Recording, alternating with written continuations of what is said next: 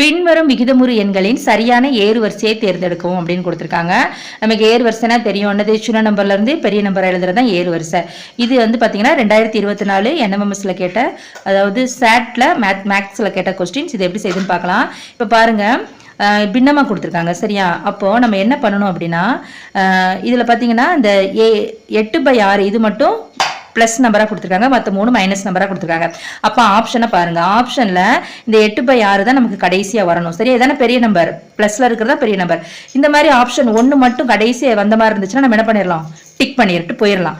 ஆனால் இதில் பார்த்தீங்கன்னா 2 இடத்துல நமக்கு 8/6ன்னு கொடுத்துருக்காங்க. அப்போ நம்ம என்ன பண்ணணும், இதுக்கெல்லாம் இந்த 3 நம்பரையும் கம்பேர் பண்ண தான் செய்யணும். அப்போ இந்த நம்பரை விட்டுறலாம், இது கடைசி வரும் நமக்கு தெரிஞ்சிருச்சு. அதை விட்டுட்டு மற்ற நம்பர் இருக்கு இல்லையா, -4/3, -7/12, -13/15, இந்த நம்பர்களில் எது சின்ன நம்பர் அப்படின்னு கண்டுபிடிக்கணும். அப்போ தானே சின்ன நம்பர்லேருந்து பெரிய நம்பர் எழுத முடியும்.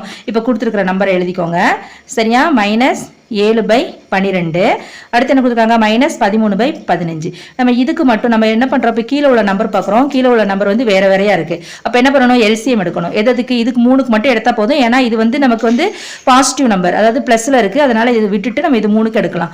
3, 12, 15. இதுக்கு நம்ம எல்சிஎம் எடுத்தா நமக்கு என்ன வரும், 3, 12, 5, 15, 5, 20, 60 வரும் சரியா. எல்சிஎம் 60 வரும்.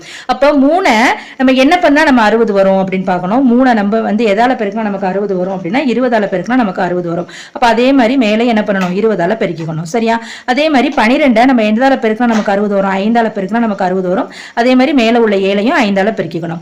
அடுத்து பார்த்தீங்கன்னா 15 நம்ம 4ஆல பெருக்கினா 60 வரும். அதே மாதிரி -13 நம்ம என்ன பண்ணணும், 4ஆல பெருக்கிக்கணும். இப்போ பெருக்கிறப்ப பாருங்க, கீழே இது 60 வந்துருந்தா, இப்போ 20ஐயும் -4ஐயும் நம்ம பெருக்கிறப்ப நமக்கு என்ன வரும், -80ன்னு வரும் சரியா. இது 60. அப்போ 7ஐயும் 5ஐயும் பெருக்கிறப்ப நமக்கு என்ன வரும், -35ன்னு வரும் சரியா. அடுத்து 13ஐயும் 4ஐயும் பெருக்கிறப்ப நமக்கு என்ன வரும், -52 அப்படின்னு வரும் சரியா.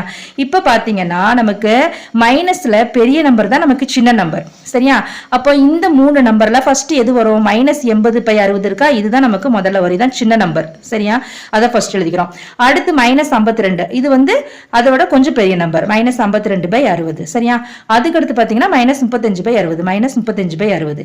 இப்போ இந்த நம்பரை நம்ம, இதோட ஒரிஜினல் நம்பர் என்ன, -80/60ங்கிறது என்னது, -4/3, இதான் இதோட ஒரிஜினல் நம்பர். -52/60ங்கிறது எதோட நம்பரு, நம்ம -13/15 அதை எழுதிக்கணும், -13/15.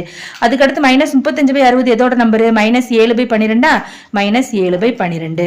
அப்போ இந்த ஆர்டர்ல தான் வரணும். இது ஆர்டர் எங்க இருக்குன்னு பார்ப்போம். இப்போ பார்த்தீங்கன்னா -4/3, -13/15, -7/12, நமக்கு லாஸ்டா என்ன நம்பர் தான் வரும், 8/6 அப்படின்னு வரும். அப்போ இதான் இதோட கரெக்ட் ஆன்சர்.